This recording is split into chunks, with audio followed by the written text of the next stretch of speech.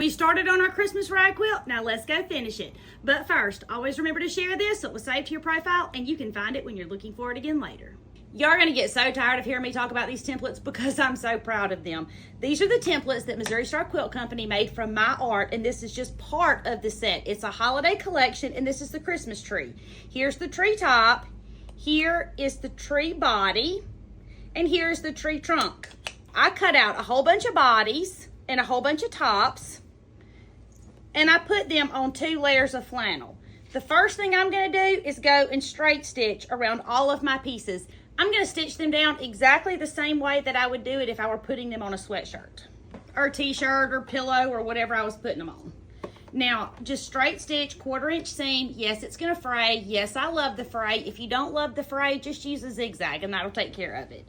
But be sure to back stitch when you start and when you stop because my grandma said so. If you wanted to do this, but you didn't necessarily want it to be holiday, there's a ton of appliques on my website, hometownquiltcompany.com. And if you don't want them as big as the appliques are on the site, just reduce the size when you're printing it and you can have any size that you want. Now, obviously, I'm doing the Christmas trees because it's Christmas time, because I have little ladies, because I love Christmas, because I have tons of leftover flannel, but mostly today because I have these templates, because I'm so proud of these templates and I want to put all of these designs on all of the things. Now, I've linked the templates in the website if you're looking for them, and I hope y'all love these as much as I do because y'all, I'm so proud of them. This is cotton fabric that I'm using on the front and on the back, but you can use all flannel if you want to. You don't have to use cotton, but I had this cotton that I absolutely love, and so that's what I decided to use. I cut out my Christmas tree bodies. I cut 3 bodies for every tree, 1 top, and I opted not to use the trunk, mostly because I got too excited and I just forgot.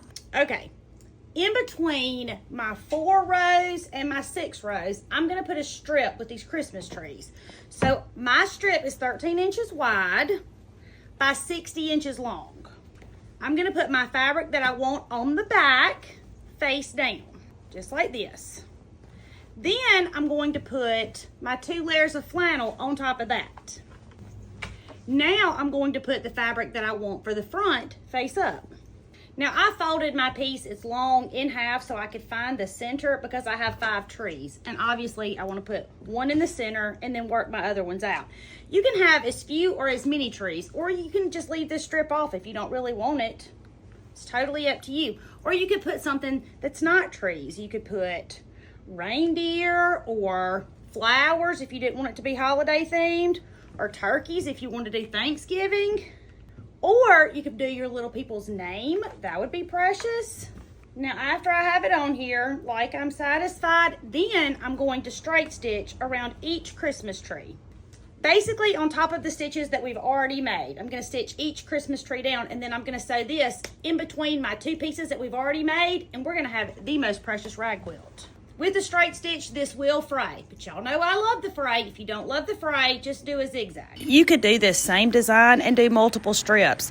You could do 1 strip of Christmas trees and then a strip of just squares and another strip of reindeer or presents or whatever it is you wanted to put on there. You could make it super themed. It doesn't have to just be the 1 strip down the center. You get to decide. It's your quilt. Make it how you like it. Let's pretend that you love all of the applique sets as much as I do, and you want to make it, but you're not really sure about a whole quilt top that then has to be quilted because you have just a domestic machine. And I know lots of people quilt on a domestic machine. I've just never had any luck at it. I've tried, but it's very frustrating to me. Now, I'm not saying it can't be done because it can. Lots of people do it. But if you wanted to make a quilt and what you have is a domestic machine, this would be a great idea. You could do the exact same quilt, only do it a rag quilt instead of having the top that then has to be quilted later. I've sewn all of my trees on. Y'all see that? Now, because you sewed your trees on this, on the back, your quilting is going to be in the shape of a tree, which is super cute. Now let's sew our pieces to the top and the bottom. This piece has 4 rows, and I'm going to sew it to the top of my trees, just like we sewed our rows together. Pretty sides on the outside. Straight stitch. I am going to make it a little wider than a 1/4 inch seam so there's room for me to clip it afterwards.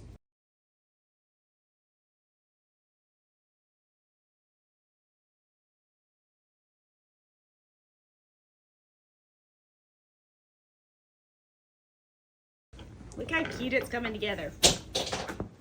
Bum, bum, bum. All right, let's put our row of 6 squares at the bottom. And we're gonna sew it the same way, straight stitch a little wider than 1/4 inch because we still have to trim it, you know. You can't fully see how cute this is, but it's really cute. Now, we're gonna sew a seam all the way around the outside. You're just sewing around the outside so that you can come back and clip it. Okay, I'm not sure what you can see, but mine are about 1/2 inch apart. I'm gonna take mine home and finish clipping it, and I'm gonna wash it, and then I'm gonna bring it back and show y'all exactly what mine looks like. And be sure to email a photo of the ones that you make. I'm already excited to see. My name is Tammy. I'm your favorite sewing teacher, and I would love for you to come sew with me.